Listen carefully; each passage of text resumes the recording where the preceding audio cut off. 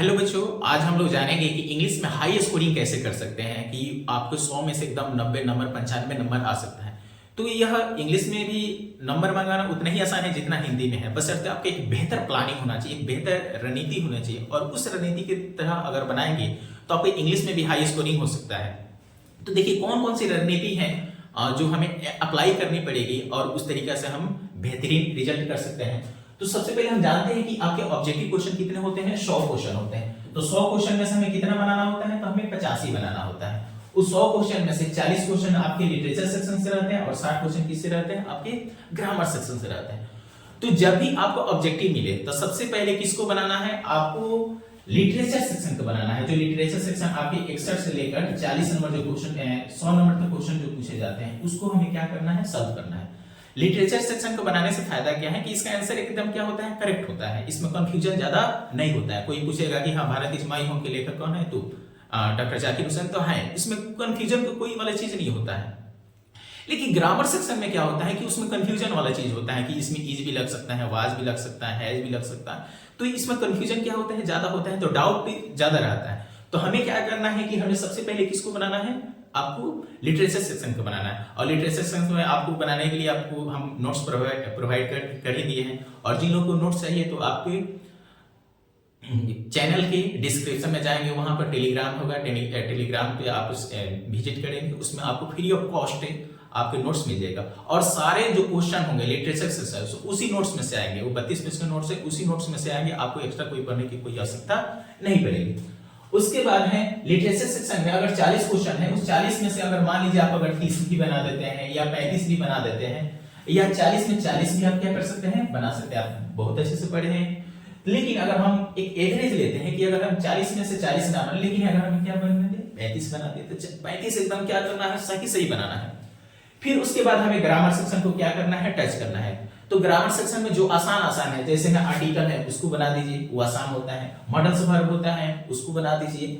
आपके question tag ये और आसान होता है, इस क्वेश्चन टैग को बना दीजिए। आपके टाइम एंड टेंस हो गया, और भी प्रीपोजिशन हुआ, प्रीपोजिशन हो गया, आपका साइन एंड हो गया, साइनोमिस, एंटोनोमिस, ये अगर जानते हो जो आपको 100% कंफर्म है कि इसका आंसर यही होगा, तो उसी को हमें बनाना है। आपके ऑब्जेक्टिव में उसी क्वेश्चन को बनाना है जिसमें आपको 100% एकदम जे कंफर्म यही होगा सो होगा, तभी हमें क्या आएगा, हमें 50 में 50 नंबर मिलेगा।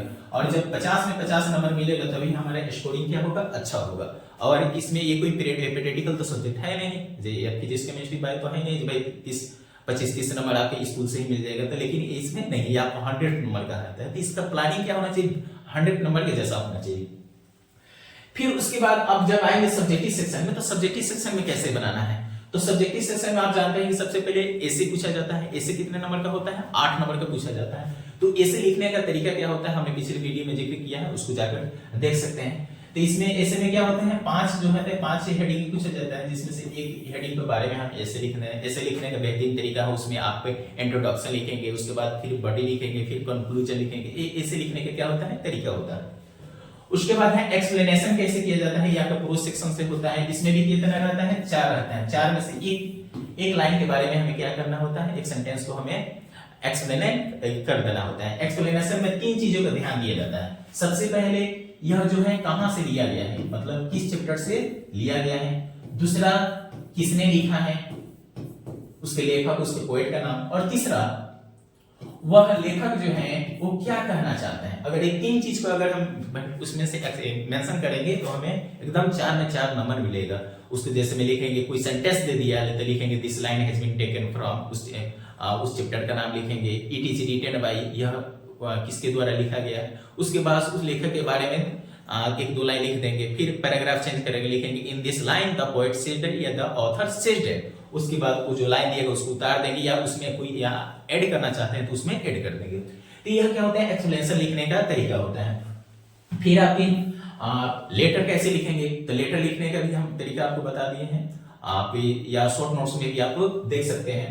फिर आपके हैं क्वेश्चन आंसर। क्वेश्चन आंसर कैसे बनाना है, ये सबसे बड़ा इंपॉर्टेंट है। तो क्वेश्चन आंसर बनाने के लिए आपको हम जानते हैं कि 10 में से 10 क्वेश्चन होता है, उस 10 क्वेश्चन में से कितना बनाना होता है, 5 ही क्वेश्चन हमें क्या सॉल्व करना होता है। तो क्वेश्चन आंसर को बहुत अच्छे से लिखेंगे और ज्यादा से कोशिश करेंगे कि उसको सीक्वेंस वाइज लिखें।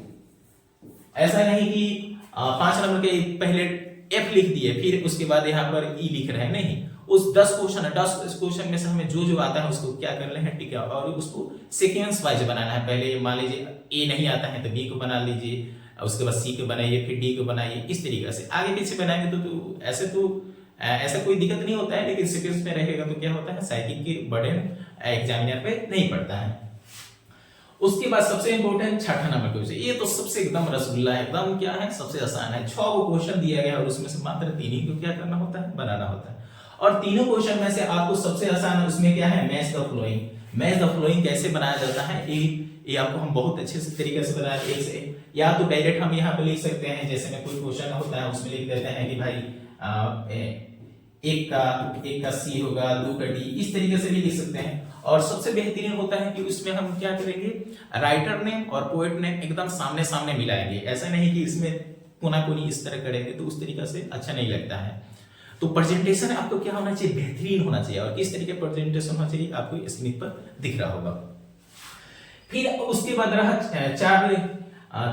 इस चारों क्वेश्चन में से कोई भी बना दीजिए, या किसी पोएम का समरी आपको जानते हैं तो समरी पे लिख सकते हैं, किसी क्रूज पर समरी जानते हैं उसको लिख सकते हैं। सबसे आसान है स्टोरी ऑफ इंग्लिश।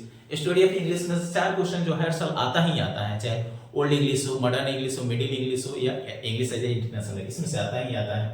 या ट्रांसलेशन 8 को दिया रहता है, उसमें से हमें क्या कर देना है, 5 बना देना होता है, वो और आसान है। और आपका पैसेज या क्रिटिसाइज, तब क्रिटिसाइज भी बना सकते हैं। क्रिटिसाइज में क्या होता है कि आपका अगर 1 से 20 वर्ड दिया होता है तो उसको समराइज करके एकदम उसको 1/3 मतलब इसको 40 वर्ड में क्या करना पड़ता है, कंप्लीट करना पड़ता है। और उसमें उस किसके बारे में लिखा गया, उसका हेडिंग भी, उसका टाइटल भी लिखना, शीर्षक भी लिखना पड़ता है। तो इस तरीके से क्रिटिसाइज भी बना सकते हैं। और नहीं तो आपके पैसेज सबसे आसान होता है। पैसेज में क्या है, आराम से 5 लाइन दिया होता है, उसमें से क्वेश्चन खोज कर उसको लिख देना हो, तो वो भी क्या होता है, बेहतरीन तरीका।